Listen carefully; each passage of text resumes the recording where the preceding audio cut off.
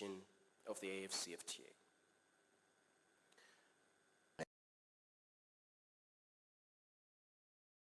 Private sector dialogue in Nairobi, the private sector and the ministers of trade to conclude. Trade, ladies and gentlemen, cannot take place without efficient and a unified payment system. Although there has been introduction of several regional payment infrastructure in the continent, we lack a single system that seamlessly facilitates trade among all our nations, eliminating the obstacles posed by varying currencies. I am, however, delighted to note that Afreximbank, in its mandate to facilitate intra-Africa and extra-Africa trade, embarked on building a centralized payment and settlement system to support trade under the AfCFTA. It is called the Pan-African Payments and Settlement System. Banks and payment providers can plug directly to it to enable secure and instant payment in local currency. The system is designed to reduce or eliminate the challenges of cross-border payments and by so doing, accelerate intra-Africa trade. Let me say this. I think it is important for the trade ministers who are here. We are all struggling, and all our businessmen are struggling, and our traders are struggling to make payments for goods and services from one country to another because of differences in currencies. And in the middle of all this, we are all subjected to a dollar environment. Kenyans want to pay for Tanzanian goods in dollars. Tanzania wants to pay for DRC goods in dollars. Egypt wants to pay. Why are we bringing dollars in the middle of our trade?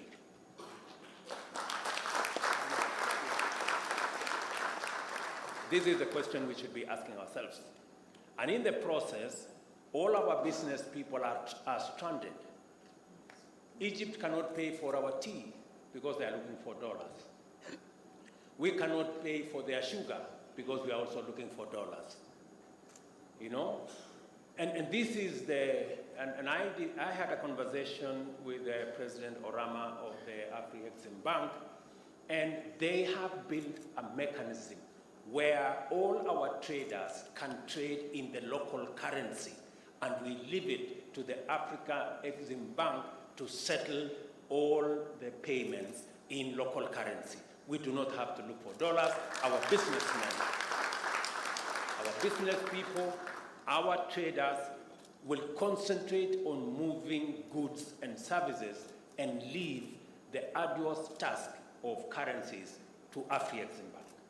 There is opportunity for the private sector to work with the public in areas that were considered strictly public goods space. I trust that I have adequately made out the case for the high level of expectations I have in connection with this dialogue. I anticipate your recommendations and policy proposals on the best methods of developing Africa's transcontinental and inter-regional infrastructure. I also expect that this dialogue will propose optimal private-public partnership frameworks to accelerate our infrastructure development agenda. This moment requires us to be bold and ambitious in fashioning our way up from the bottom of the global trade, productivity, and industrialization.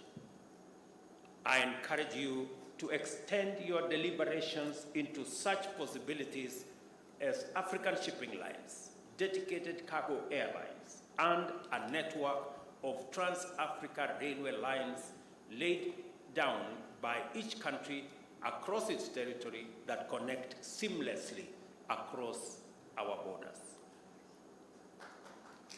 We are currently having a conversation between Kenya, Uganda, DRC,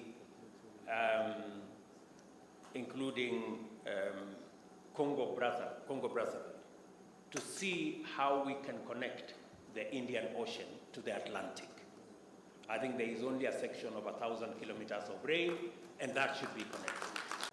There is an ample body of best practice from successful regional integration experiences, like the Association of Southeast Asian Nations and the Southern Common Markets, which establishes that the full benefits of regional trade agreements can only be maximized when member states prioritize trade facilitation, especially the ease of cross-border activity. Non-tariff barriers distort investment dynamics and impede competitiveness. As a result, non-tariff barriers effectively undermine or even invalidate a free trade area.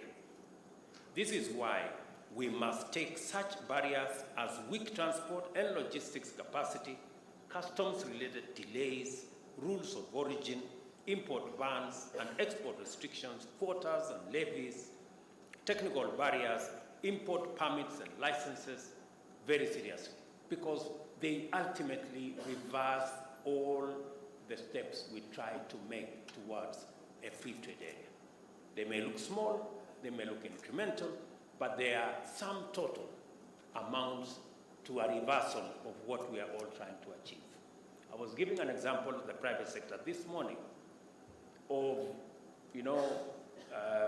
Uganda is our second best trading partner with Kenya. But you find some bureaucrats.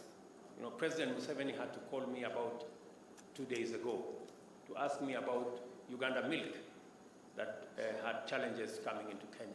Yet we have all manner of products we are exporting to Uganda. These kind of non-tariff barriers ultimately amount to undermining our free trade area. And we must be vigilant to make sure that such small steps do not amount to whole barriers